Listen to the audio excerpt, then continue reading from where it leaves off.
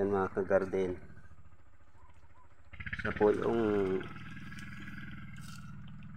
tagakain ng ating papayang overripe na si Tigrina. May baby po yan siya. O, yan, may baby siya. Takaw, dumidi ang kanyang baby. Kaya siya matakaw rin kumain. Lalo na ng hinog na papaya. O.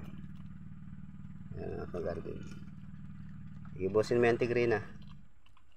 Para ikaw ay may madidi ang anak mo sa iyo. Ibusin mo yan. Tigrina. Ibusin mo yan. Ibus. Sige, kain. Huwag mo nang uhulan ng anak mo. Kuhain ka lang ng kain. Yan. Para may madidi ang anak mo. Diba?